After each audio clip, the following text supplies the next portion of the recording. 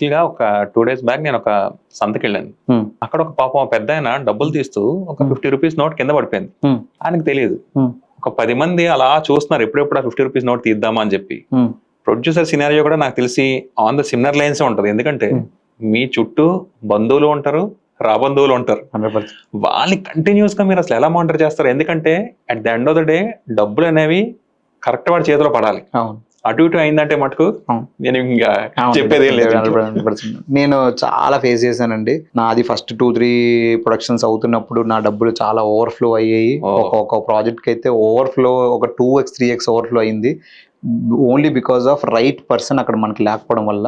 మీకు తెలియక వాళ్ళకి తెలిసి అది ఎగ్జాక్ట్లీ లెన్స్ ఎంతకు తీసుకుంటున్నాము. ఫస్ట్ సినిమాకి నాకు వేసిన బిల్లు చూస్తే అరే ఏందిరా black magic 22,000 black magic 22,000 bill వేశారు.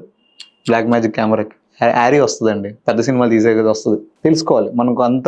ఎవరికైనా నెక్స్ట్ మూవీస్లోకి ప్రొడక్షన్లోకి కావాలన్నా లేకపోతే రావాలనుకుంటే ఫస్ట్ మీరు వెళ్ళి ఒక సినిమాలో ఎగ్జిక్యూషనో లేకపోతే కిందనో వెళ్ళి ఏవేవి ఎంతెంత వస్తుంది అన్ని తెలుసుకొని అప్పుడే దిగితే ఉంటుంది. చాలా మంది ఫ్రెండ్స్ వాళ్ళు 3 crores 4 crores డబ్బులు పెట్టి ప్రొడ్యూసర్స్ వెళ్ళిపోతున్నారండి. ప్రొడ్యూసర్ని చంపేస్తున్నారు. At the end of the day loss అయ్యేది ప్రొడ్యూసర్ లాస్ అవుతారు.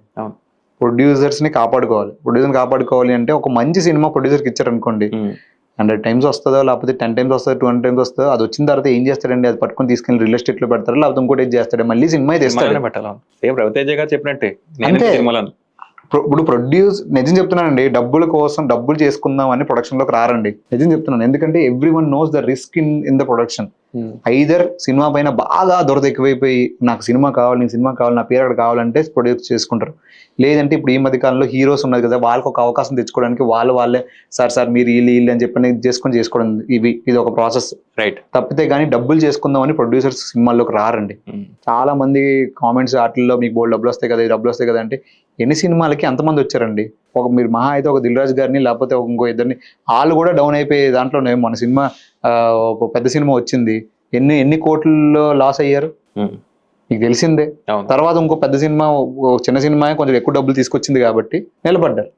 అదే ఒక రెగ్యులర్ ప్రొడ్యూసర్ నిలబడగలరా? అలాగా నిలబడలేరు కదా.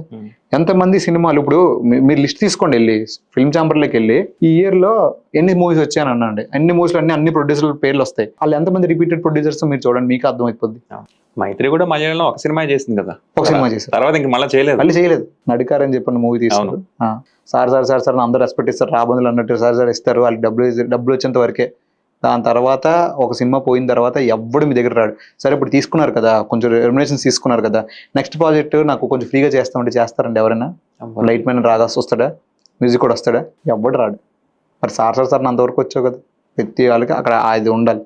చాలా మంది ప్రొడ్యూసర్స్ అంటే డైరెక్టర్స్ కూడా వెళ్ళి ఎలా చెప్తున్నారు అని అంటే మెయిన్ ఈ రియల్ ఎస్టేట్లోని పొలిటిక్స్ దాంట్లోని డబ్బులు ఉన్న వాళ్ళకి కూడా డైరెక్టర్స్ వచ్చి ఏం చెప్తున్నారంటే, చూసారండి బాహుబలికి 1000 కోట్లు వచ్చాయి, లేకపోతే దీనికి 100 కోట్లు వచ్చాయి. 100 కోట్లు మన ఇండస్ట్రీలో ఇప్పుడు ఈజీ అయిపోయింది.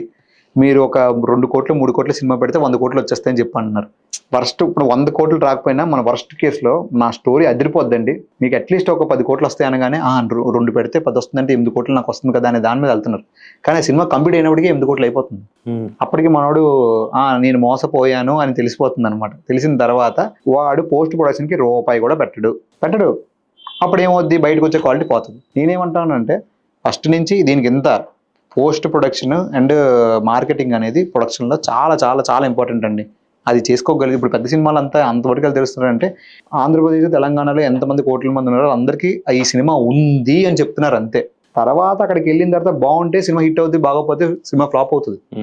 కానీ ఇప్పుడు తంత్రం ఉంది, ఎంతమంది తెలుసు? ఇప్పుడు మనం మీ వ్యూవర్స్లో ఎంతమంది చూస్తారో అందులో 50 మెంబర్స్ తెలియదు. ఎందుకు అంటే అప్పుడు మా దగ్గర తక్కువ బడ్జెట్స్ ఉన్నాయి, మేము ఆ దగ్గర తీసుకెళ్ళలేపాం, అరే మా సినిమా ఉందని చెప్పలేపాం, ప్రమోట్ చేయలేపాం. వర్డ్ ఆఫ్ మౌత్ బట్టి వెళ్తుంది.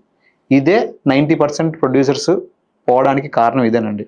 At the end of the day ఇప్పుడు డైరెక్టర్లు అక్కడ వరకు నాకు ఇచ్చి అంతా అయిపోయిన తర్వాత లాస్ట్కి పోస్ట్ ప్రొడక్షన్ డబ్బులు ఉండవు. అందుకే మీ క్వాలిటీ ఏంటి సినిమా ఎలా ఉంది అని మీకు అనిపిస్తుంది కొన్ని సినిమాలు.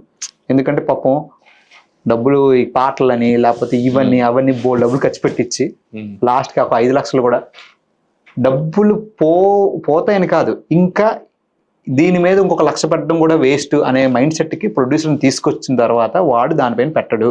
అప్పుడు ఏ 1 లక్షకో ఎంతకో ఎల్లగాని కొట్టించేస్తే ఆ అవుట్పుట్లు అన్నీ అలాగే వస్తాయి.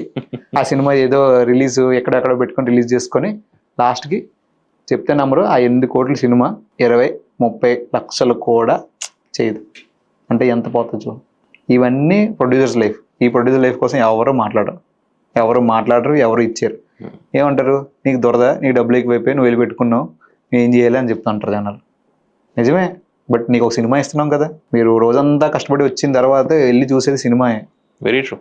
వీకెండ్స్ లో మీరు ఎక్కడైనా సంక్రాంతి కానంటే సినిమాలకి వెళ్తారు. సినిమా అనేది ఆ ఇది ఉంది కాబట్టి మేము కూడా సినిమాలు తీస్తున్నాం. అందరూ చాలా హార్ట్ఫుల్ గా తీద్దామని వస్తారు.